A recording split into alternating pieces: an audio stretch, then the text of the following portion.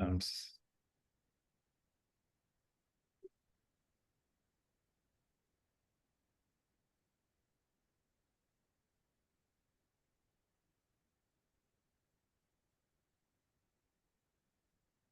yeah, so I think we can get started.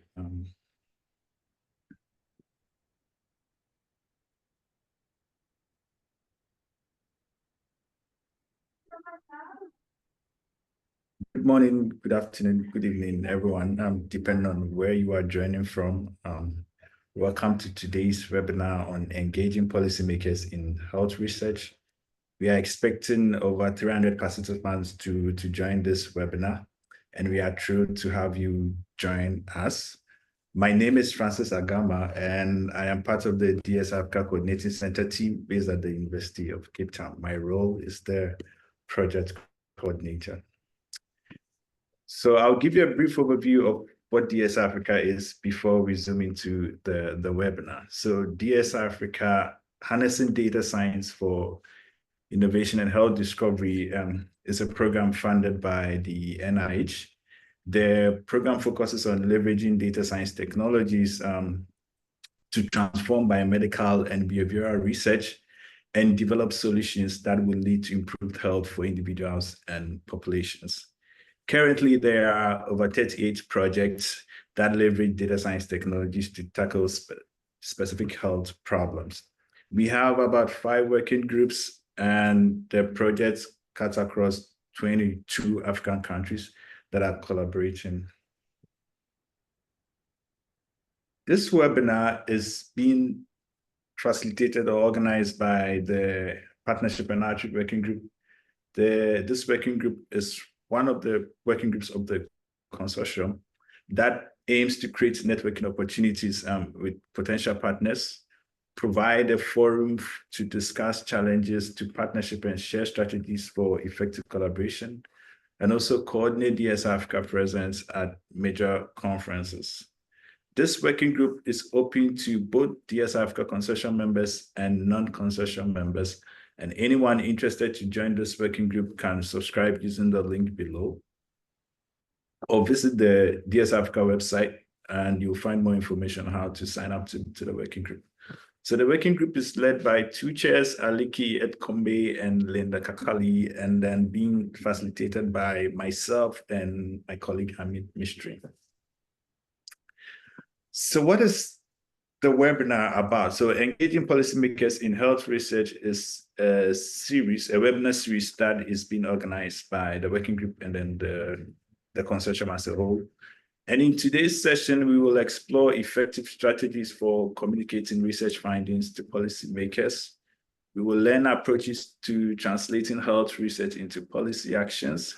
We'll also learn from experts with experience in bridging the research policy gaps based on case studies, and also gain valuable insight on how to advocate for evidence-based health policies, as well as connect with like-minded professionals and share your experiences. So during our first webinar series, we had presenters from Kenya and Botswana that gave us the perspective on how they have contributed to the topic of engaging policymakers based on their research. And today we are happy to have presenters from Mauritius, Nigeria, and then Tanzania. So the webinar, the agenda for today, we will have 3 50-minute presentations followed by panel discussion. Just a few logistics. The microphones for the participants are muted. However, the Q&A functionality is active, so you can post your questions throughout the presentation, and the questions will be answered. The slides that will be used for the presentations will be made available on the DS Africa website, and also there will be a follow-up email with the link to where you can access the slides. This webinar is recorded, and then the recording will be made available on the DS Africa YouTube channel. So it is my pleasure to introduce to you our first speaker. So while I read out the bios, the first speaker will set up his presentation. Professor Babatunde Lawal Salako is a seasoned physician, teacher, researcher, and administrator. He is a professor of medicine at the College of Medicine, University of Ibadan, and currently the Director General of the Nigerian Institute of Medical Research in Yaba, Lagos. Professor Salako represents Nigeria on the General Assembly of the European and Developing Country Clinical Trial Partnership, EDCTP, and was a member of the WHO TDR Joint Coordinating Board / TDR Standing Committee. He chaired the Disease Endemic Country Committee of the TDR Joint Coordinating Board for 2 years, and is currently a member of the WHO Editorial Board on strengthening research and development systems in local vaccine production. Over to you, Professor Salako. We can see your slides, so you can get us started.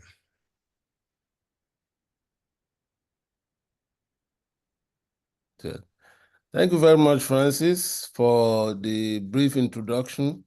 And I'd like to again thank DSI Africa through Professor Aleshle Abimiku, who introduced me to the team, for giving me this opportunity to be part of this very useful webinar. I'm going to be talking to you about why we need to engage policymakers. I know we know a bit about this, but then this is one area where we have not been doing well as researchers in Africa. And that's why a lot of inventions and innovations have not found their way into policies or into patients' bedside, or even into technology outfit where it can turn into some kind of startup company. And then, of course, employment and economic opportunities for us in Africa. I'll talk about points and medium of engagement. What do we see as effective engagement? The role of advocacy in engagement. What are barriers and enablers of engagement process? And then I'll mention specific examples of engagement in Nigeria that has resulted into positive outcome. So the first slide actually talks about why we need to engage policymakers. This is basically to ensure that research outputs and results are used by decision makers. And currently, that is not optimum. Again, we do not seem to engage them when we are planning research. And that is a reason for us to talk to them at the planning stage. In fact, these days, there are calls that requires that policymakers are part of the call, so that it will be easy for results of such research to be translated into policy.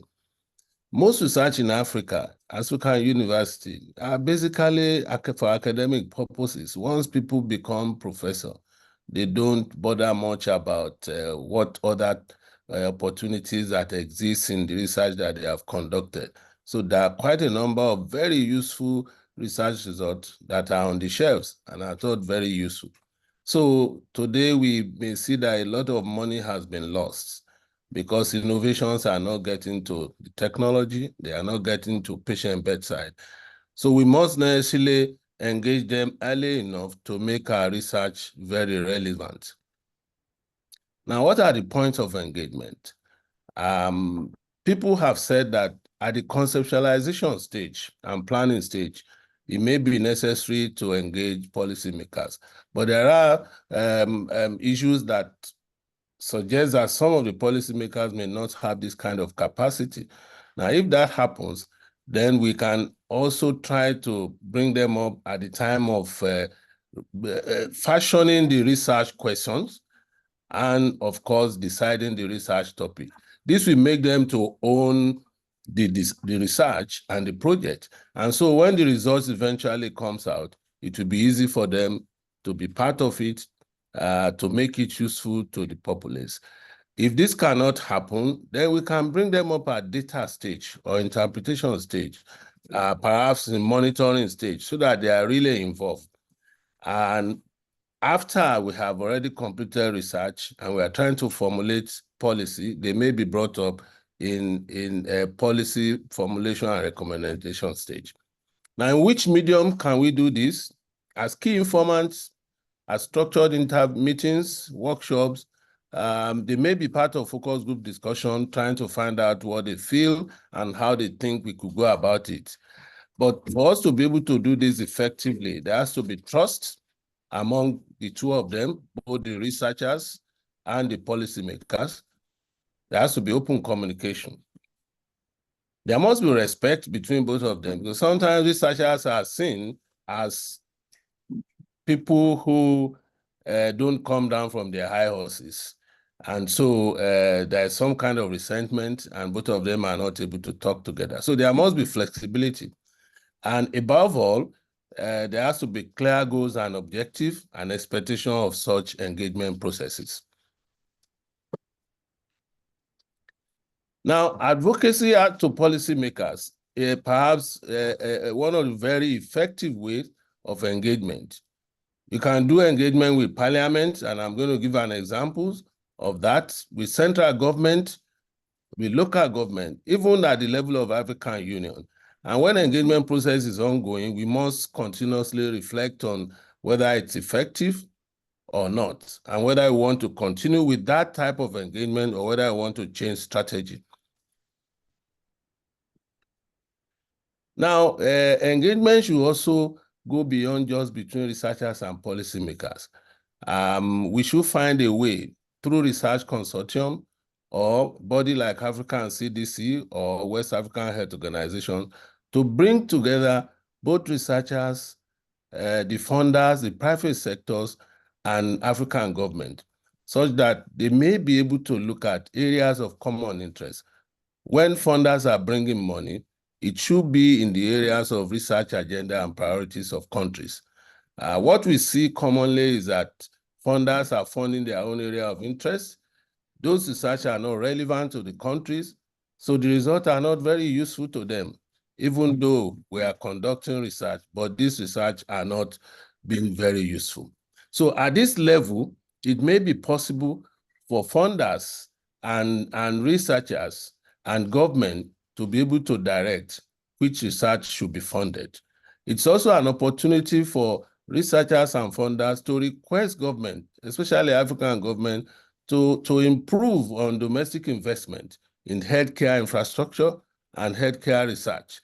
And of course, as part of our recent experience with COVID pandemic, we noted that attention was paid a lot to case management, risk management, laboratory development. Research was not that very prominent.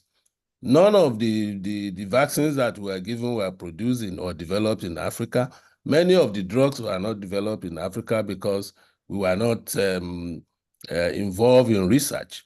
Even though some people may argue that we don't even have the capacity or the infrastructure. But then these are areas that we must look at in future when we have another pandemic. Research must be prominent because research generates new knowledge and brings out innovation that can support treatment and control of such diseases. So what are barriers and enablers? Barriers include communication gap. Oftentimes, researchers write their programs in technical language and use very complex methods that are not understandable to policymakers. This has to be made simple. Again, the research has to be relevant to policy issues.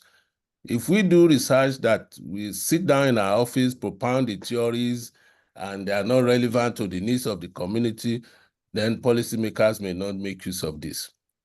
Lack of trust is another one. And the fact that we don't effectively share research findings with policymakers. What we do is look for high-impact journal, publish research report in it, and we're only talking to ourselves and talking to our peers. Those who should use the research results don't read those journals. And so we needed to engage with them to provide policy briefs that are easy to read and easy to understand so that they can be able to make use of them. Enablers will include clear communication, simple language and message, continuous relationship between both of them, and building and establishing trust between both policymakers and researchers. I think what is also more important is co-creation of research ideas. in design, in conduct, and during the time when we disseminate research reports. I believe feedback mechanism to communities where we did research is important if they are going to use the results.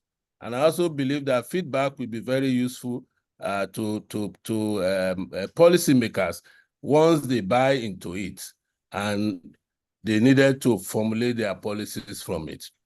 Examples of engagement that we've had in our country. For example, we created the NIMA Research Foundation, which is a public-private partnership, when we saw that government alone will not be able to fund research appropriately. Now, we use as trustees people who have been previous public officers, who are well-known and are social influencers within the countries. And these people know the terrain of government. And so it was possible for them to talk to corporate Nigerians and conglomerates to come together to support research. That body was able to raise close to about 500 million. You might say this is a drop in the ocean, but then it's better than zero where we're coming from. And it's beginning to open other vistas for research in Nigeria. The foundation trustee also paid advocacy visits to the Federal Ministry of Health and the Ministry of Finance. And I can tell you that, again, this led to an improvement in research funding to the institution for over about ₦1 billion in the last 2 years, which has improved the research capacity and activities in that institution. We also attempted to bring in new health research funding agency through visiting to the Senate, the President of the Senate, the Speaker of the House, and both of them actually took through a bill meant to create a research funding agency for Nigeria, a medical research council. We took it through the Assembly, we got it signed, and we got it passed, but we were unable to get it signed by the presidency, perhaps because our advocacy has not reached the presidency. Now we are back. We are looking at how to get to the presidency so that when the bill passes through again, we'll be able to get it signed. This is the power of advocacy. And we did not stop there. We also look at media house advocacy. We did some media campaigns during this period and some kind of public speaking to explain to the general populace the need for Nigeria to have a research funding agency. And we did the same thing to government. I believe this is part of the reasons why we were able to push this through the 2 houses of assembly at that time. Now, during COVID pandemic, we had engagement with some group of people who came together, corporate Nigerians, and called themselves Coalition Against COVID-19. They raised billions of naira for the country. And government was able to use a lot of this money to build isolation center, to buy PPP, and a small part of it was only given to research. And of course, that bit of it went into designing the use of oxygen tent and what used to be used for people who have chronic obstructive pulmonary disease together, since we didn't have enough ventilators in the country. These are some of the things that we were able to use that kind of funding for during pandemic. So in a nutshell, engaging policymakers in Africa requires powerful advocacy, and we must involve them in research priority and research framework. We must engage them through workshop, focus group discussions, and in formulation of research hypotheses where possible.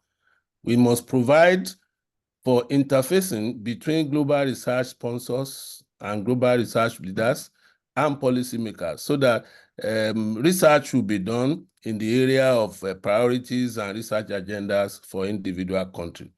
We must have effective advocacy, and this can be done by using former public officers who understand the need for supporting health research and research activities in the country. Constant engagement is very useful, and with readable research dissemination, short policy brief, All of these will improve the interests of policymakers in the utilization of research and research projects.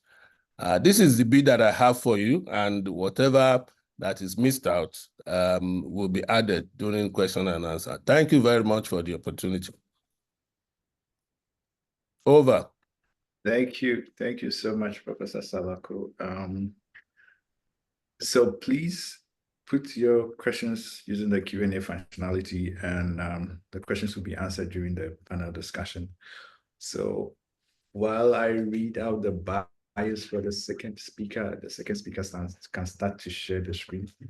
So Mrs. Trudesha Madhab was appointed the Data Protection Commissioner of the Data Protection Office of Mauritius since August 2007. She was appointed as UN Emeritus Expert, joining the US Global Pulse Data Advisory Group in 2014 to provide expert advice on data protection. Moreover, she has published various articles in international journals and guidelines on data protections, which are available on the website of the Data Protection Office. She's also the author of the book, The Cosmos Within My Soul, Captured, a compilation of 152 quotes and poems. Over to you, Mrs. Trudesha. You can start sharing your screen. Yes, are you seeing my screen, please? Not yet. It's on show right now. Maybe I should do it again. I think let me end the show. Okay, 1 second. Okay.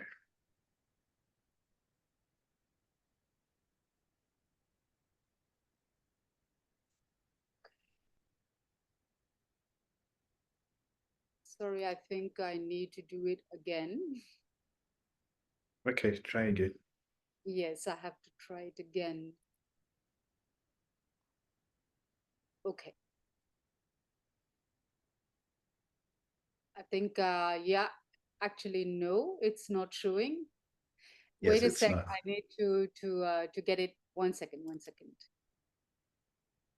Okay, so you tell me if you get it now, okay? Now, is it good? No? No, we can't see. Okay, so I have to do it again. I'm sorry. It was working, but now it's not working. Okay, so let's see whether you get this one. No. Okay, 1 second. Yeah, good. Yeah, now we see it. So you put it in presentation mode. Great. Okay, sorry about that. I had to do it again. Okay, let's start from the beginning. Okay, first of all, I really thank you for including me in this discussion today. I'm Trudesha Madhab, Data Protection Commissioner for the Republic of Mauritius. And I'll be focusing on the data protection aspects and principles related to data science in health research. And this is a very important aspect and a very novel, approach to health research because data protection is quite a recent field of law, and we need to explore certain key principles to be able to understand how to incorporate them in health research. And I would also now go to the second slide. So there is one overarching requirement in data protection, which is from an international, regional, and local perspective. And that is the protection of information and also personal information mostly. And how do we go about, protection of personal information in different fields, in different sectors? We need to have really, tailor-made and customized approaches to be able to tackle data protection from different perspectives. But the principles are the same. It's just the application of the principles differ sometimes from one sector to the other. And in health research, it's quite a very specific area, and it will include an approach which is not only the general approach, but layered on the general approach of a specificities that we need to explore together. To start with, in our country, in Mauritius, it is mandatory to appoint a data protection officer in every organization, whether it's public or private. So any organization means you included, data science organizations, health research organizations, any organization would have to have a data protection officer. Why? Because it's very important to have on the ground and real-time checks approaches to data privacy, and it's only a knowledgeable and expert in data protection who can actually deliver these types of activities. And being given the complexity of the field as well, that's why we have in our law that it's obligatory. So there needs to be a very productive partnership in-house between the data protection officer and the health researchers and the data scientists and all the people engaged in this particular arena. So this is why I started by saying that we need to focus first and foremost on the collaboration between data protection officers and health researchers. We have very key principles in our Data Protection Act that I would like very briefly to share with you. We don't need to go through all of them, but I will bring you to the relevant aspects which concerns you. For example, in our section 28, dealing with lawful processing of data, we have a specific subsection, which is VII, which is 8 at the bottom of the screen. It says, if the processing is necessary for the purpose of historical, statistical, or scientific research, then you're allowed legally to process data. So this is a very important aspect here because the general rule says you're not allowed to process personal information unless it is necessary for this particular purpose, which is just one of the scenarios covered under that section. It's very important that we highlight this because it's allowing you to be able to process information, and this is by law. Let me now go to another section, which is section 39 of the Data Protection Act. It talks about rectification, erasure, or restriction of processing data. Processing means collecting, storing, sharing, disseminating, whatever use that you do of personal data, it's called processing. And this is the term used in the law, processing. So you can rectify your data, you can erase your data, or you can actually restrict the processing of your data. And a controller is someone who is doing all the activities with your data, and you are named a data subject. And actually, any individual is a data subject. And we have this relationship between the controller and the data subject. And the controller has a number of obligations where he has to respect your data and actually do what is required by law with processing your data. And I'm just referring you here to this subsection 2 that you can see where it talks about erasure. And that is, he has the right to erase, but he needs to fulfill certain conditions. We won't go on them, but that's subsection 2. Now we go on subsection 3 of this section 39. Sorry, it's just jumping. Section 3, where it says, again, a controller has the right to erase data. So what it means by this is that sometimes if the data is inaccurate, there are problems with the data, or things like that, he has the right to erase it. But what it says in subsection 4 is very relevant to us.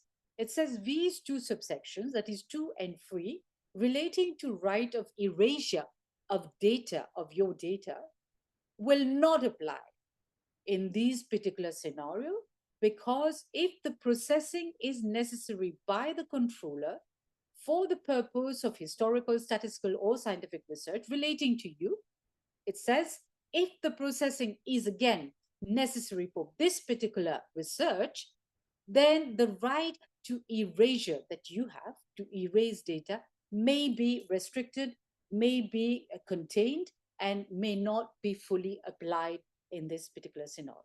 So we're looking at the broader, public interest involved in these data to be secured and stored, rather than the right of the data subject to erase it.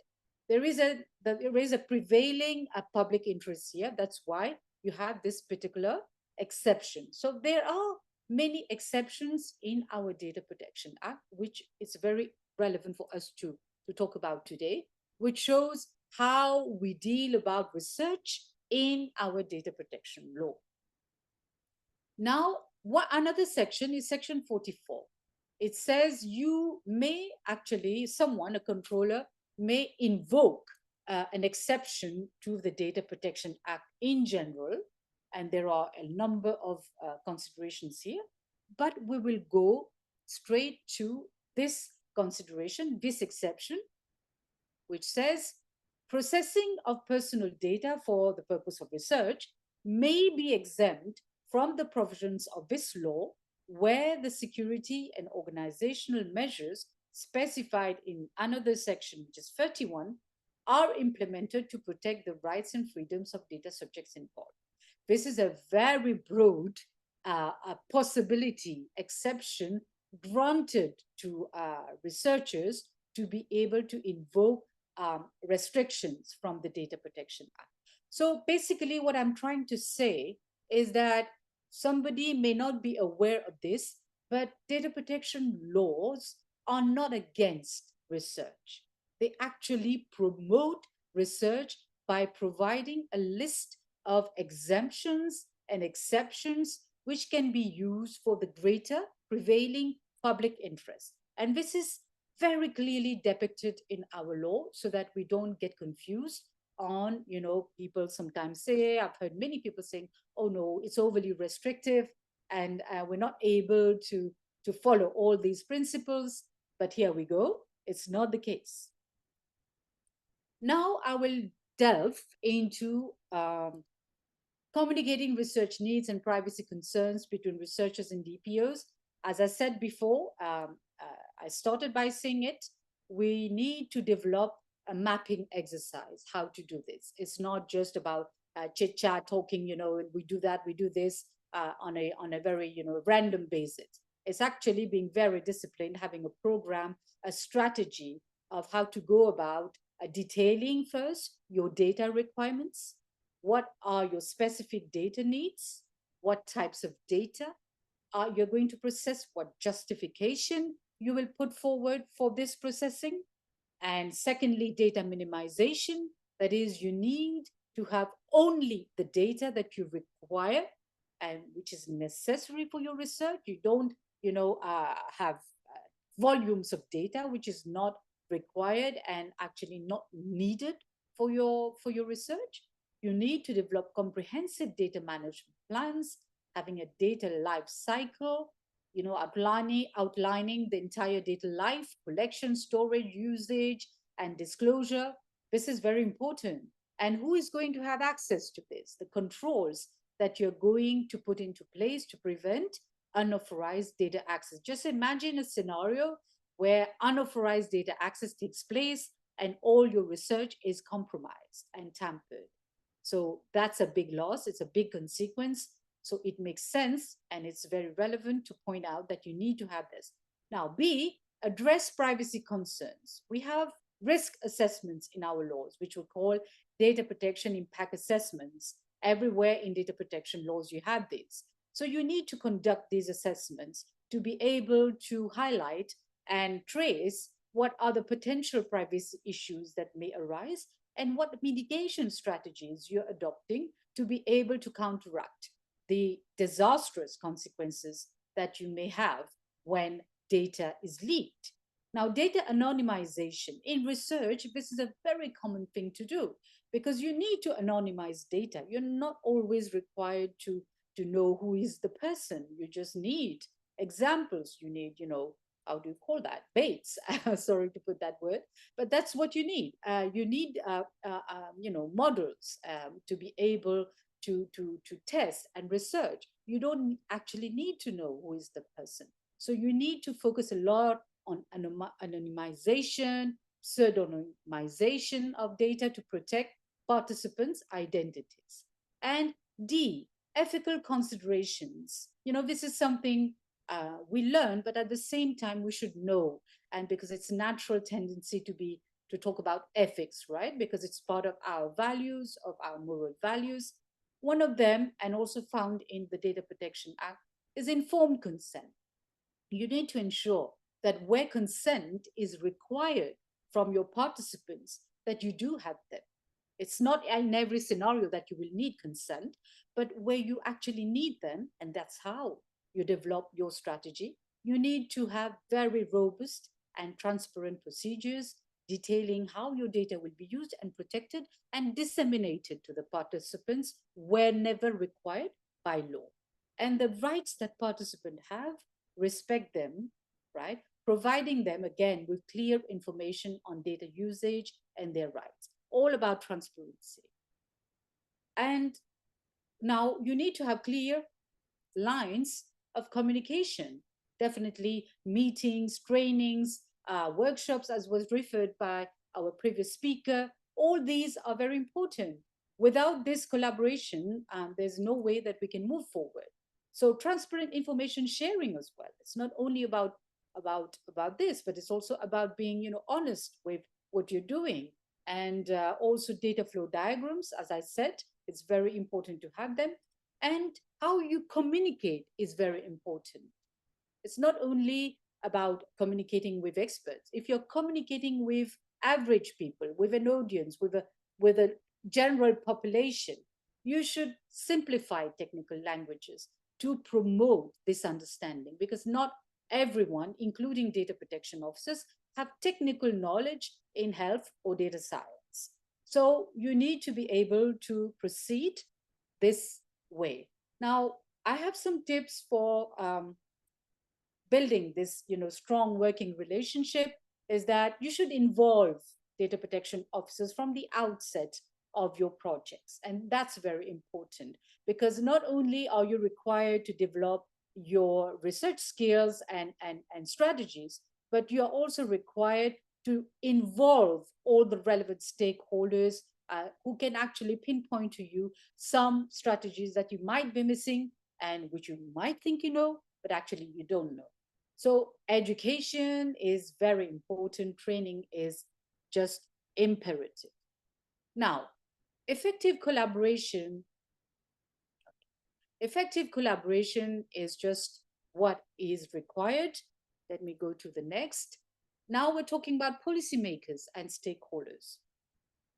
Policymakers actually are another layer of stakeholders, which is so important that we cannot, just let's say ignore them. We need to incorporate them as well. But depending on the stages where you can actually incorporate them, and that's very important to determine. So policymakers and stakeholders, let me just go. Effective collaboration again.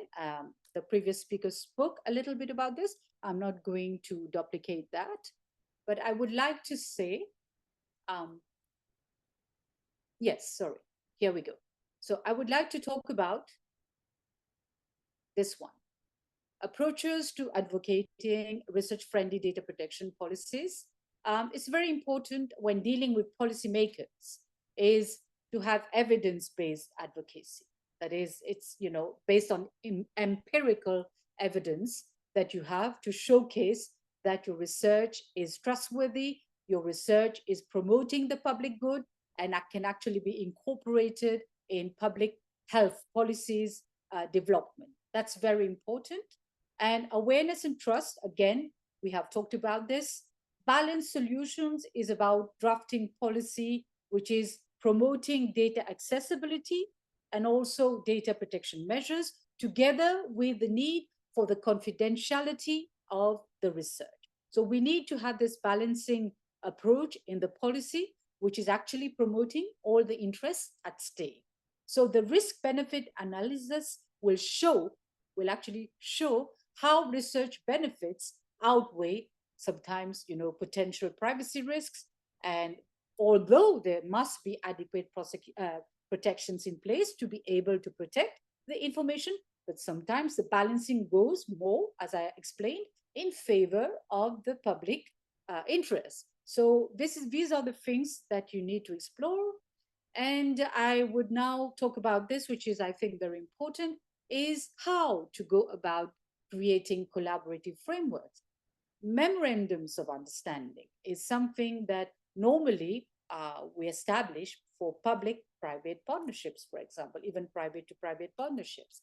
And with government agencies and policymakers, you will need to have these types of agreements in place. And why not joint research initiatives? As I said, public-private partnerships. And ethical compliance, again, comes very at the forefront when we are developing these memorandum of understandings and what are the compliance frameworks that we are targeting. So now I would conclude by saying that, sorry, I'm not yet on thank you. What I would say is that this knowledge of balancing policies is about having a good knowledge of data protection to be able to build that strong research, which is going to bring in a lot of trust in the work that you do, instead of doing research and at the end of the day, you just do it for yourself or for a restricted community where there is no buy-in, there is no takeout also from it, and that is just a waste of time. So let us be very wary of all these issues. And I would just like now to highlight a very recent development that happened in Mauritius.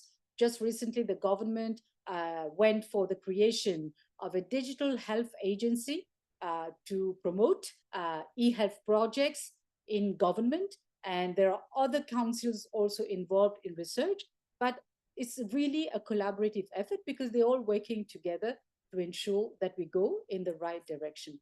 Thank you so much for your attention.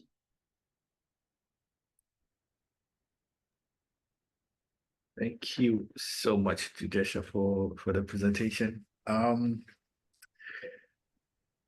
not sure that our third presenter is on yet. She had to attend to an emergency, so I think we will begin with the panel discussion. Amit, over to you. Actually, maybe we can just ask Julie, Julie Makani, if you're there, we're trying to elevate you to panelist. Are you, if you hear this message, can you let us know in the chat if you're available to present now? Everyone, yes, I'm just sending my slides across, or I will log in with my other computer so that I can present, because I'm just at the moment using a mobile phone. But I'd like to present because I think it makes sense to have the discussion after, after my presentation, because then it will just fit in quite well with everything. So if you literally just give me a minute, I should be. So so I'm happy to start. I'll log in with another computer as well. Well, maybe we can give one question to Judesha while Julie gets set up. There are several questions coming into the chat, so appreciate everyone in the audience for submitting your questions. Please continue to use the Q&A function to add your questions, and we'll give Julie just a minute. But while Julie is getting organized, there's a few questions for you, Judesha, that maybe you can answer one of the questions while we wait. There's a question about from Wambeti Twahir about often finding conflict between informed consent and data storage and repositories, which is kind of becoming a trend in research. And this research partnership make the research participant may consent to the storage of their data in a repository, but they and the researcher don't have a way of knowing the future direction of the secondary use of this data. Would you briefly comment on that? Yeah, definitely. as I said, it's not in every scenario that you require informed consent. There are very specific exceptions in any law, in any data protection law that you will go in any country, and you need to see which territory you're operating from and locate the Data Protection Act that is applicable to you in that context. But there are general principles regarding informed consent. As I said, it's not required in every scenario. That's very important to understand. But when it's required by law, is that you are allowed to use it for the purpose for research. Now, research is actually itself a broad term, but if you have, parametered your research in an agreement that you know exactly what your research is about and it's been approved as such, you cannot travel beyond that, the parameters that you have set for your research. So secondary use of that data is not allowed until and unless it's like, again, processing newly the data. So it's again having to ask for consent if consent is required. If it's not required, going again by the same principles. So it's like a novel use of data. It's not even secondary, it's a novel application of the data. So we need to be very careful about this because we tend to think that, yeah, okay, that's research. Okay, but it's not, you don't do research on just everything. You do research for particular purposes, and that's what you have to respect. Okay, thank you. Thank you so much. We'll come back to more questions after Julie's presentation. So with that, over to you, Francis and Julie. Yeah, so while I try to read a short bios for Julie, you can start sharing your screen so we can see your slides. So Professor Julie McCann is a physician scientist in the Department of Hematology and Blood Transfusion at Muhimbili University of Health and Allied Sciences. She's the Provost Visiting Professor at the Imperial College, London. Her work aims to use sickle cell disease as a model to establish scientific and healthcare solutions in Africa that are locally relevant and globally significant. The approach she implements integrates public health interventions with genomics, including gene therapy to improve health and cure sickle cell disease. She received the 2011 Royal Society Africa Award on the application of genomic research to improve health and find a cure for sickle cell disease. Julie, over to you now.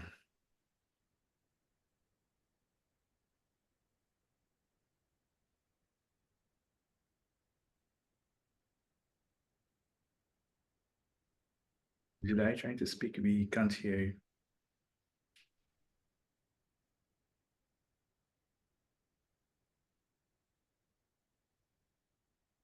Hello, everyone. So thank you very much. I am going to share my slides and thank you for your patience. Okay. So thank you very much to the organizers for inviting me to speak about the experience that we have in engaging policymakers. So I will share what we have been doing, really focusing on work in Tanzania and in sickle cell disease, but also touching on a few other areas in academia, health, and science. So when we started the sickle cell program, hang on.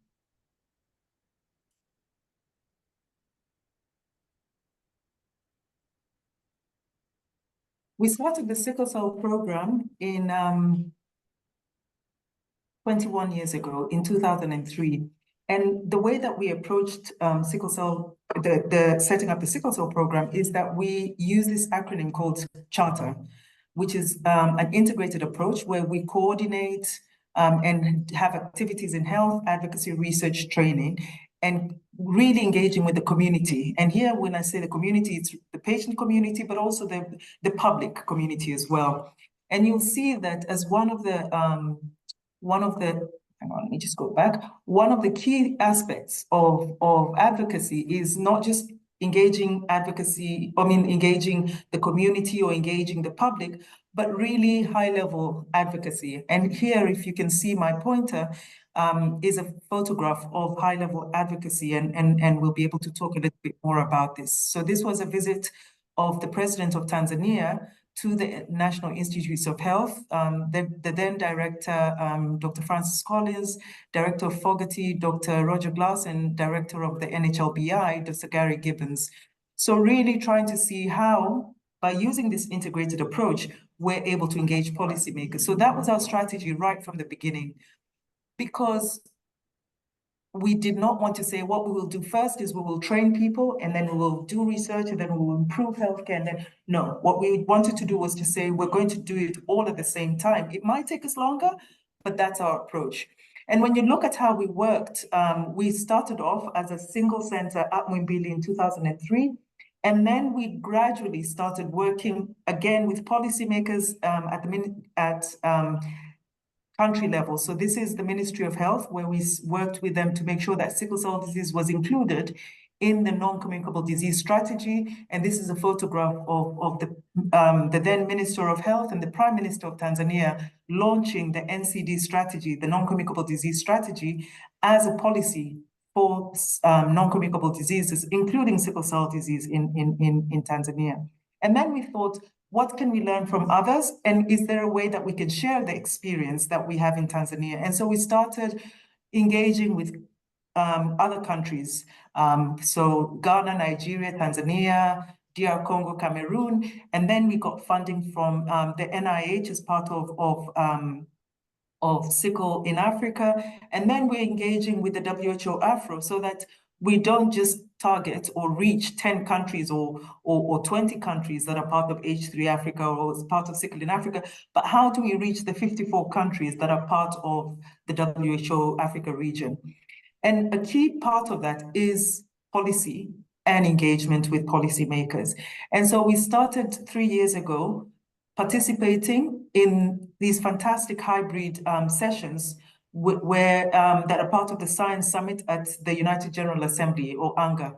And so we said, okay, we want to engage. And it was very difficult to engage, especially as academics or as scientists, because it's a very different strategy when you're engaging policymakers. But we were able to partner with people who have experience with engagement at that level. And I think we've been getting better and better with every year. And this year we're organizing yet another event then. And then also really policy with health agencies. So this is either the WHO headquarters or WHO in Africa, financing agencies, whether it's World Bank, World Economic Forum, industry. How do we engage industry? Because industry, they are only interested in having discussions if it's with important people. And as you know, academics or researchers are not important. They want to talk to the head of an institution or the head of a country or the head of a ministry. So really, how do you engage your leaders so that they can have those conversations with the policymakers, and then the policymakers have those conversations with industry, with philanthropy, and with other agents? So a few examples of what we did. Sickle cell disease, I won't go into this, but it has 3 treatment options. Medicine that you take every day for your whole life if you have sickle cell disease, as well as other disease-modifying agents.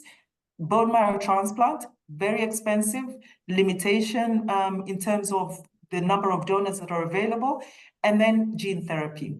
Gene therapy, just to give you a feel of the numbers, drug treatment with hydroxyurea is about $30 a month for life. A bone marrow transplant, we're working in countries in Africa to make a bone marrow transplant accessible and affordable. And the price tag that we're looking at is $25,000 to $30,000. If you go to India, where the majority of our patients go for transplant, the asking price is between $50,000 to $100,000. Now, for us, and I'll come into this later, but just to finish, ex vivo gene therapy, the price tag now, with the products that have been approved in the US and in the UK last year, we're looking at between $2.8 to $3 million, a lot of money. What we're looking for long term is in vivo gene therapy. And all of this, in order to have this discussion, you have to engage with policymakers. And our approach is to go to them and say, we're not telling you that you should invest in a treatment that is only affordable to 5 people in a year, when we have to treat, like in Tanzania, 200,000 people who have sickle cell disease. We say we want to integrate and target or approach at all levels. At primary, secondary, tertiary level, we also want to approach medicines access, blood transfusion, comprehensive care, specialized care. We want to do it all. Ambitious, but it's possible. And I'll show you how it's possible. This is an example of partnering with NCD Lancet Commission. So this was a commission that was established, chaired by Jean Bachman and Anna Makumbi. Jean is from Harvard and Anna is from Edward Mondlane University in Mozambique. And they were able to show, and again, this is another example of how you can go from research or healthcare to policy, where they, first of all, we established the NCD Poverty Commission, worked on that, published it. Then we formed an NCD network, started working on that. And then the great thing that happened is that we were able to work with WHO Afro. They adopted the PEN Plus strategy. And now we're slowly starting to see PEN Plus clinics, as well as ownership at member state level, at country level. So slowly we're seeing sickle cell disease and other NCDs starting to be an agenda item and a policy item at the WHO Afro, which means that it's happening in the countries in Africa. So as an example, and this is something that we do, a big aspect of what we do here at the Clinical Coordinating Center, or MUHAS, which is a clinical coordinating center for sickle in Africa, is that we try and encourage people to partner. We try and say, don't try and do everything alone. Don't try and work in partnership. If you're working on newborn screening, if you're working on genomic research, if you're working in data science, talk to each other, partner, and then you're able to have a stronger voice when you go and talk to the policymakers. And so we're able to say, we're not just talking about public health, we're talking about public health where we want to make sure that patients, when they're in their homes, when they're in the community, they have access to healthcare. We also want to make sure that we have treatment centers and centers of excellence. And this was a really important message that we engaged our policymakers. We said, we have over 100 people with sickle cell disease going to one health facility in India for bone marrow transplant. And that's because we can't do bone marrow transplants in our country. Now, when you're able to do that and show them the numbers, policymakers respond. So in South Africa, there was already bone marrow transplant facilities. In Nigeria, there was already bone marrow transplant. But what we were able to do in Tanzania is get the government health facility to invest in setting up bone marrow transplant. And for us, this is an example. It took a long time and it took a lot of advocacy, but we were able to get the government to invest in infrastructure. Research examples. These are examples of, I was involved very many years ago when H3 Africa was being set up. So I was part of the team that formed the white papers, that developed the white paper that then led to H3 Africa. Ambrose Wonka was able to get an H3 Africa award on ELSI, and then Solomon Oforiakwa on Sickle Gen Africa on hemolysis in sickle cell disease, and as you know, Nikki Mulder from H3A Bionet. So being able to say, look, we've already invested in genomic research. How are we now going to utilize it? How are we going to engage with DSI Africa? There's an initiative to look at, to set up genomic centers of excellence that is almost like a roadmap, from H3 Africa to DSI Africa to GENCO. But then there are other things that are happening as well in terms of gene therapy education, in terms of the Global Gene Therapy Initiative. And I'll talk a little bit about that because it's, again, this is a policy issue that we've had to engage with policymakers.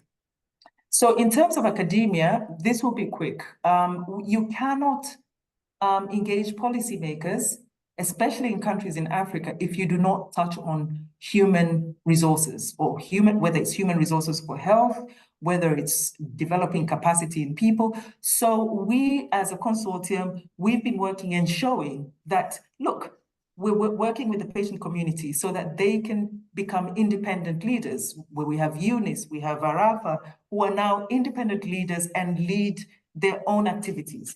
Researchers, academic, whether it's masters, PhDs, undergraduate level, and also personal professional development. I think somebody here, the first speaker, talked about how it's really important for us to think about things beyond your master's or PhD, to think about beyond your papers or your promotion. How do we actively engage in training people, in seeing professional development of people and brain circulation? And so here we wanted to kind of say, how do we engage and make sure the academic centers, as well as the Ministry of Health, so academia or higher education, Ministry of Health, and the Ministry of Science and Technology, how do we get them to talk to each other? When you look at academia, the World Bank and the African Development Bank, they have invested in what they call either academic centers of excellence or medical centers of excellence across the world. So that means we have the infrastructure. So we don't have to go and speak to funders of research and say, please come and build us a lab, because we already have the lab that has been built by policymakers. You go to philanthropy. If you go to philanthropy as a research group or as a scientist, you can probably get, if you're very convincing, $5 million. If you have the president having these discussions, you're likely to get $200 million. You know, so it's really being able to scale up what it is that we've been doing. And so, as I mentioned, for us, when we were talking about curative therapy for sickle cell disease, we were simply told, you can't do it because you don't have bone marrow transplant centers. And so we were able to go to the government and say, you have to invest in this. So that's one of the examples of that.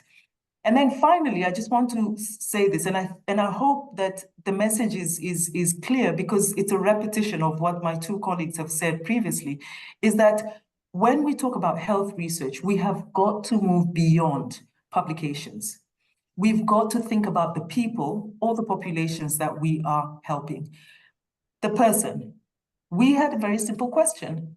Nasra came to us with her mother and said, I want to get a cure for sickle cell disease. So we had to turn around and tell the government, this is not us engaging with you. This is the patient coming to you and saying, we want the cure. Also, we were able to come up and give them, as I say, the business case from a numbers perspective. And just, again, this was work that was done by colleagues published last year in Lancet Hematology that says, if you do not address the population of people with sickle cell disease in Africa, the number of people who will be dying every year is X. That makes people, especially policymakers, it makes them stop and say, how do we address this? Because they have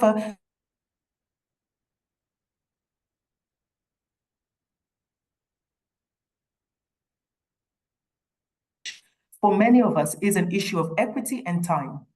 When we started off with sickle cell disease, the sickle cell program in Muhimbili, we were just thinking, oh, it'll just be a short study, et cetera, et cetera. And we just realized that we've got to invest long-term to have a cure. In 2018, when there was a cure for sickle cell disease from gene therapy, the government said, what do you need? We will support you. We were also fortunate because the NIH and the Gates Foundation both committed 200 million to HIV. And I'll tell you this, where they decided to launch these two initiatives was in Addis Ababa at the African Union, because of the realization that you need funding partnership. And the biggest partner that you need is government. And how do you engage government? Through agencies such as the African Union or the WHO, Afro, and have those discussions. We then were able, as I mentioned, the transplant for sickle cell disease in Tanzania, and then the gene therapy is something that we are saying, now that we've got the platforms, how do we participate in gene therapy trials, and how do we make gene therapy available for people with sickle cell disease? So I think this is my final slide, is that it really is just a matter of equity and time. You know, we cannot, I'm very conscious of time and equity, because over the past 5 years, what with COVID, with people becoming sick, with people leaving the country or the continent to go to better, to other places in the world, is that people are leaving either because they're dying, or because they're unhealthy, or because they're just brain circulation. They've got a better opportunity somewhere else and they leave. And so we need to kind of say, how do we engage policymakers so that if a PI decides to leave a country in Africa, you do not have a situation where that work that has been done for 15, 20 years or 5 years stops because that person has left. And really just emphasizing, it really literally takes a village, and we've got to engage with policymakers. And these are some of the examples of engaging policymakers. And these are my colleagues in Sickle in Africa at a meeting in Zambia. Thank you very much. I hope I was 15 minutes. If not, I do apologize for taking a bit longer than planned.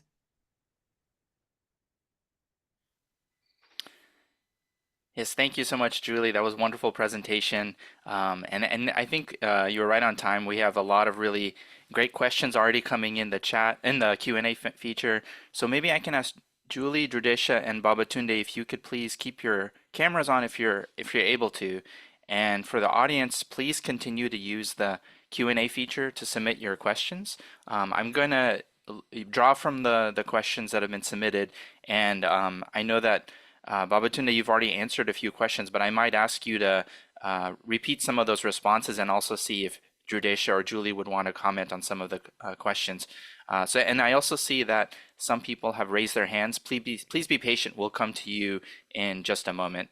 But thank you all for really wonderful presentations. We heard a lot of common themes around the importance of communication, of advocacy, of building partnerships. And so that we'd like to explore those themes a bit further with all of you. So maybe the first question, I'll start with you, Babatunde. And you've already commented on this, but the question was, how can we determine the most effective level and timing for engaging policymakers to ensure that their involvement is most supportive and doesn't hinder progress in research? So Babatunde, would you mind commenting first, and then I'll ask the others to add. Okay. I thought that at the beginning of planning a project, as much as you need the community for your sample and data, you also need the policymakers who will need to use whatever result you get from that project. And since they seem to be, the buck seems to stop on their table, it is better to start with them.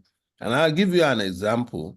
We're running a project currently where we're looking at the effect of mass administration of azithromycin in children.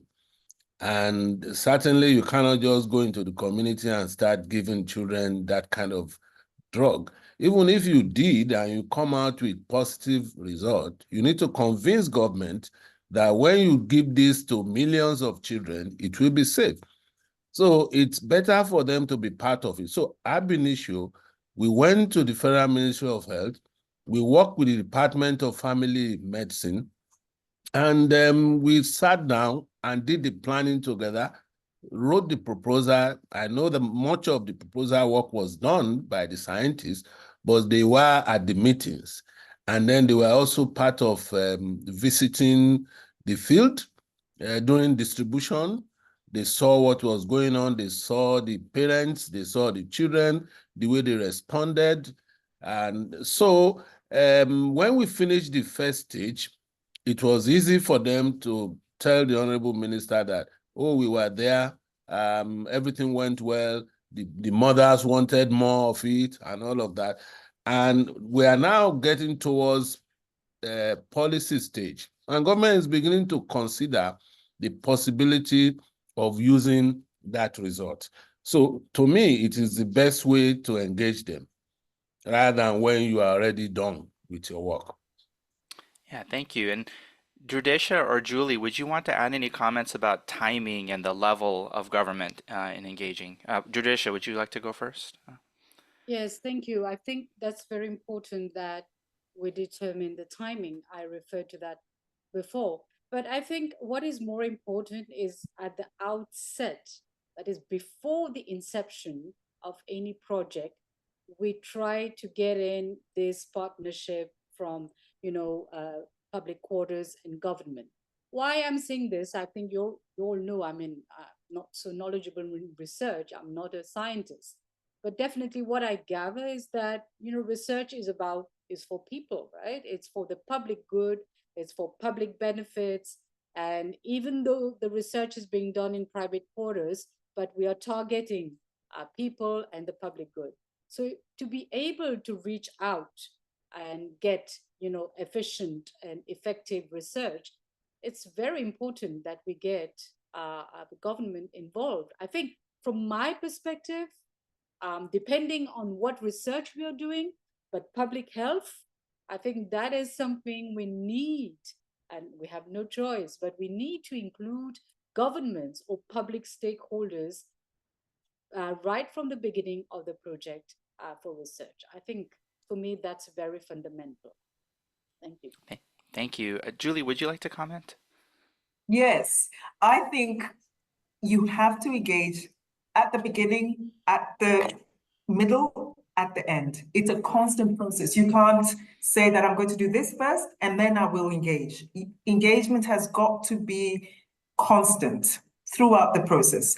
The second bit is that, as mentioned by my colleagues, is that you have to engage at different levels. So you have to engage at the institutional level, you have to engage at national level, and you have to engage at global level.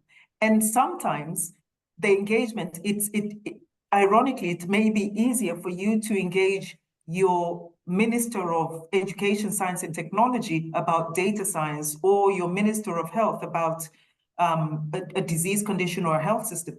You could find that the hierarchy is so complicated within the country, but you could find that if you engage them at a WHO Afro meeting or at the UN General Assembly, it's easier to engage them then. And so what I'm saying is the timing is all the time, in my opinion. And one thing that I'm not sure the audience are researchers, but the thing that I learned when I was starting out, this is over 20 years ago, is that you will be told two things. The first, you will be told, do not engage with policymakers until you make professor or until you become independent. You're too junior, you shouldn't be engaging policymakers because that's going to distract you. You should be focusing on publications. So that's one thing that you will be you'll be told, that, don't engage. I unfortunately, and it did kind of cost me, I felt that it was important to engage policymakers. So I did have to have many, many tough conversations with my supervisors, my mentors, my advisors, to say and to justify why it was that I was engaging with policymakers. So that's something that you will be told. I think the other thing that you will be told, or that you will face, is, and this again, this is true, is that sometimes as scientists or as researchers, we are a little bit arrogant, in that we think that we are the right people to go and make the case to the policymakers. Well, sometimes it's not. Sometimes we are completely the wrong people to engage with policymakers. And I think it's important very early on to realize, do I have, so it's not just the timing, but who is the right person and when is the right, where is the right place? So it's the timing bit, the place, is it going to be at a village meeting or is it going to be at a World Bank meeting?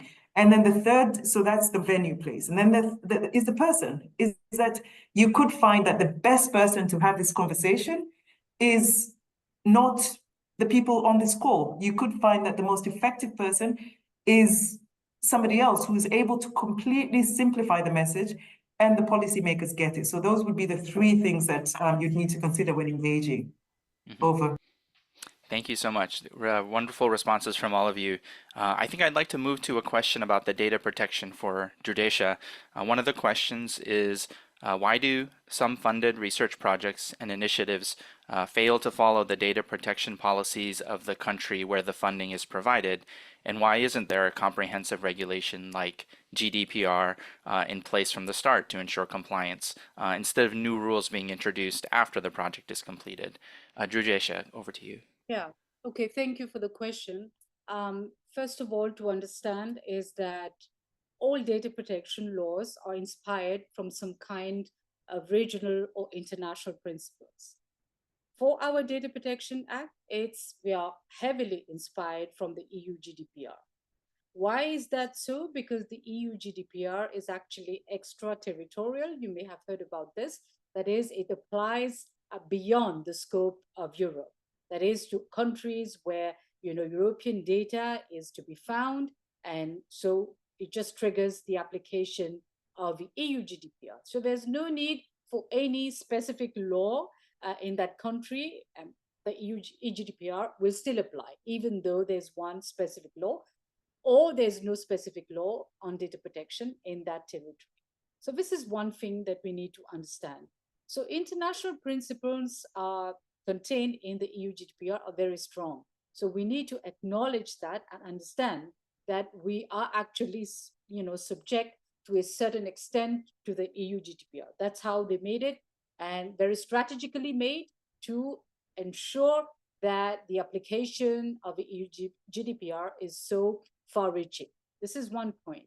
But secondly, about local laws and how to ensure that data protection laws are effectively implemented, it depends, because each country has got its own framework.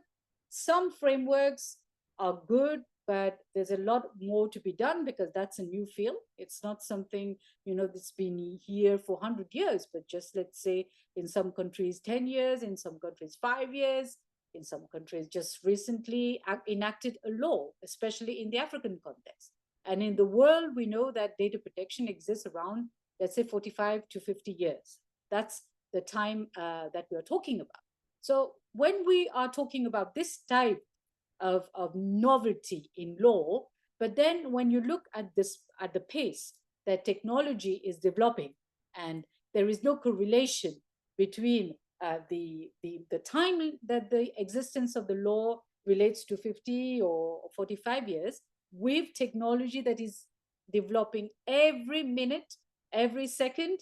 So we basically have to say we're not interested here in seeing whether it's something new, whether we can take our time to implement, but we've actually what's before in our hands, we are using technology, and this is something dangerous, and we have to implement the right and robust measures, including data protection and cybersecurity as well, to make sure that we are not jeopardizing people's information. And that's the basic requirement in data protection. There's nothing more that we need to get confused or entangled about, or there are diverse laws across the continent, and international principles are different in many regions.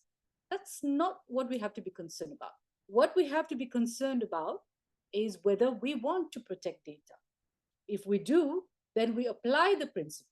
And if we don't have principles in our country, we apply the international or regional principles. At the level of the African Union, we are definitely in the right direction. And there's so much on data protection that we cannot say, no, we're not equipped with that. So let's be honest about this. We have enough material. We have enough knowledge on data protection. We just need the training, the education to be able to promote it. Yeah, thank you. Thank you. Thank you. Maybe the next question, I'll start with Babatunde and then ask others to comment if you wish. The question is from Diyama, DIA, and how can we effectively engage with decision makers without falling into the trap of taking political positions, or at the same time reducing reputational risks that can exist when approaching or getting close to certain decision makers? Babatunde, would you like to start? Well, thank you very much. It's a very tricky thing, because you necessarily have to engage with them for your own work to become useful to the community. And although people have argued whether the right person to do advocacy is a researcher who may have a conflict of interest. I mean, you are doing a research, you've got a product, and you are the same person asking government for the product to be used and all of that. So people thought that, like someone mentioned, that advocacy should be better done by someone else, maybe the members of the community who have seen the importance of the research that has been carried out. But really, if you want to work for government, it's different from you being in your research arena and contributing to science and solutions to health challenges. And as researchers, I don't also think that we should just be armchair critics. If government calls you to come and be part of a government to find solution to, I think we should, because that's an opportunity for us as researchers to make contributions, to do things differently from the way they do it. So for me, it's you when you get there, what you do, how you do it, that matters, rather than thinking that somebody is setting up a trap for you, leading to loss of reputation. Or I don't think so. Yes, thank you. I wonder, Julie or Judisha, would you want to comment on this at all? Yes, I'd like to comment, because I'll start with the last comment that you made. I completely agree with you about the reputational risk, because, and then I'll give you an example. As most of you know, for Tanzania, we took a very different approach to data sharing and to how we addressed COVID-19 during the pandemic. It was a political decision that was made on how things, and there were people kind of advising, but a political decision was made. And we, as you know, we had to, as you say, engage and say, how can we operate in this environment? Because we still need to provide advice when we're asked, but then there's a political decision. So how do we balance that out? And I remember we wrote a commentary in the Lancet talking about COVID-19 in Tanzania. And I remember when it was published, I remember receiving a call from a sort of like mentor stroke advisor saying, you have destroyed your career by talking about policy and COVID-19 in Tanzania when, you know, we are as a country a pariah. So I think it's as policymakers, not policymakers, as researchers, you just need to be true and be driven by the research, not by politics. So that's the first thing, and the reputational risk. So you have to be obviously very mindful. I think the second thing is that we need to distinguish between policymakers and politicians. They, very often we think of them as, you know, interchangeable, but they're not interchangeable. So I work for the government. So to a certain extent, I work because my university is a public university. So I work technically, at the end of the day, I work for the government of Tanzania, but I'm not a policymaker and I'm not a politician. However, you do, as we say, you do have to respond when you are called to say, please, can you advise us or can you provide us with the evidence about this? And it's taken me personally a long time to realize, and I am a little bit ashamed to say that, is that there is a very clear distinction between policymakers and politicians. And you may go to, you know, when you're having discussions with parliamentary committees, or when you're having discussions with, in the UK, they have all-party parliamentary groups. In Tanzania, they have, you know, parliamentary committees on health or on science and technology. The people who sit on those committees are members of parliament, but some of them are very informed, and they are the ones who will pass a bill or who will pass a policy. And so you've got to engage with the policymakers who pass the bill. or the laws and the whatever. So really learning, if you're interested in this area, learning the distinction between policymakers and politicians and how they are separate. Yeah, thank you so much. I know we're running a little bit short on time, but maybe I can ask Judisha to comment on this question about, you mentioned, this is a question from Getachew Mengesha. In your presentation, you mentioned minimizing data for research, and the question was asking if you could elaborate on that. Yeah, sure. Actually, there is the concept in data protection about data minimization is that you collect only the data that is necessary for the purpose of your activity. And in that connection, let's say research, you need to actually collect much data to be able to do the research. That's why we talk about data anonymization. That is, being given the volumes of data you will be involved with, we actually advise you to anonymize the data, which means that to remove the identification of the person to the data, to be able to use the data for empirical research. And that is very important, because if tomorrow someone does not like your research, and as we've been talking, reputational risk, and they come to you and they make a complaint to any data protection authority, saying that, or any other authority, to the court, for example, where they say that their rights, their privacy rights have been misused, their data have been misused, that will mean essentially an end of your career as a researcher, right? So we need to be very careful with how we handle data. So the safest way to go about in research is to anonymize as much as we can the data. It doesn't have to be that we must anonymize all the data, because if that is not a possibility, a technical possibility, then we should consider anonymizing those data we can, and those we cannot, there are set procedures to follow to actually gather the data in line with what I have explained. One of them is informed consent, and there are other criteria as well involved, which need to be respected for that data to be able to be lawfully collected. So these are things that we need to understand. It's not like applying to all the data sets, not necessarily, but where we can also anonymize all the data, if that is a possibility. But there's one more aspect that I wanted to talk about on this issue, is that you need to consider when you are doing an agreement, right? As a researcher, you have an agreement that you have to follow X, Y, Z, and you are bound by this.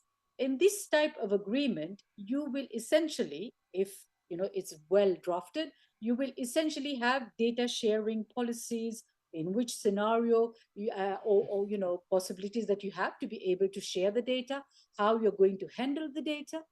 In this, these agreements also cater for these issues. And that's very important. And one more aspect is the duty of confidentiality that you have with regard to your research. That is something that you must be privy to, because you are not allowed to disclose every aspect of your research, because first of all, it's not profitable to you, and it might also harm the research itself. So there are things that you have in your legal framework as a researcher that you have to respect. By abiding to this ethically as well, you are actually going to go in the right direction. Okay, thank you. And let me just try to call on Shireen Sharfadine from the group who raised your hand. Would you like to unmute and ask your question?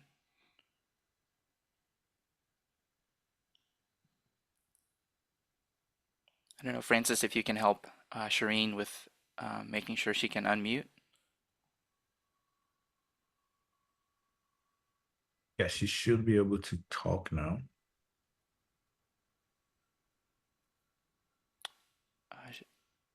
Okay. I think this will be our last. Shireen, please, can you ask your question? Hi, thank you. Thank you very much. Thank you for all the speakers. we are from Tunisia, and we working on deafness, and it's one of the public health issue in several North African countries, and we tried to translate our research findings to the policymakers and to convince them that we need to implement actionable to reduce and to reduce this burden. And we struggle to translate our research finding to convince them. So do you think that it's the engagement of policymakers is closely related to the severity and the prevalence of the diseases in our country? Thank you. Thank you for the question. Would anyone like to respond to that question? I know Julie responded in the chat earlier. Maybe Babatunde, would you like to comment? And then I'll come back to Julie. Yeah, to say that engagement relationship with disease prevalence or burden,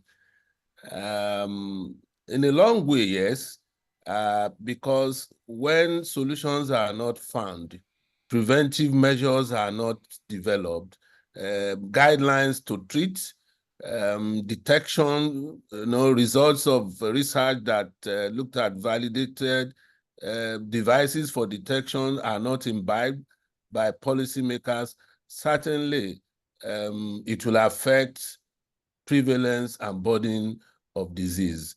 But I believe that rather than just look at it that way, we did say initially that they must or they should have involved the policymakers right from the outset. And if they did that, it will not be difficult for them, having translated the research findings and haven't made it a kind of a readable brief and presenting to them for them to make it an actionable issue. Thank you. We're actually short on time, but Julie, can I ask you to briefly respond as well? Thank you. So really empathize with the difficulty. So there are two things I'd like to say. The first is that, when you're talking about a public health, making it a public health issue and therefore engaging the politicians, is that many people have to be affected. It has to cause severe illness or death, and there are limited interventions. If you're able to demonstrate that, it should be possible. Having said that, we know that people are very, very powerful. So sometimes you may go and make the public health case, but all you need is one patient or one family having a discussion with one policy maker or politician, and things can change drastically. And then the third thing is about partnership that I'd like to suggest is that within H3 Africa or DSI Africa, there's actually a consortium that's led, I think, by Ambrose Walcombe, working on deafness. So you could find that they've addressed a lot of the issues around engaging policymakers. So maybe we'll ask Francis to support you too. And then the other way is from a health perspective. And I do know that in Tanzania, they've been able to start doing things like cochlear transplant, really building up the issue, the health-related side of things. So you've got two people or two countries that you can engage with so that you can just share experience and just see what's the most effective way of doing that. Thank you. Thank you, Julie. Thank you to all of our panelists, and I'm sorry that we ran a bit over time. I'd like to hand the floor now to Aliki for some closing remarks. Thank you so much. I think everyone will agree. We've really had a robust discussion here at the end.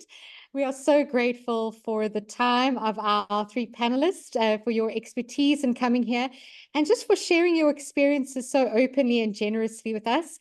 Thank you also to everyone who's attended, who has added to the conversation. And this is just the start of a longer conversation.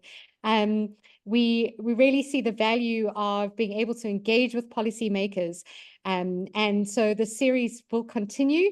But for today, this is it. But thank you. Thank you for reminding us how important it is to build these relationships. And thank you for really common sense advice on how to deal with those who are making decisions. And also just on understanding how important it is that our science isn't actually just remaining in journals that perhaps people aren't reading, but really is getting to the bedside.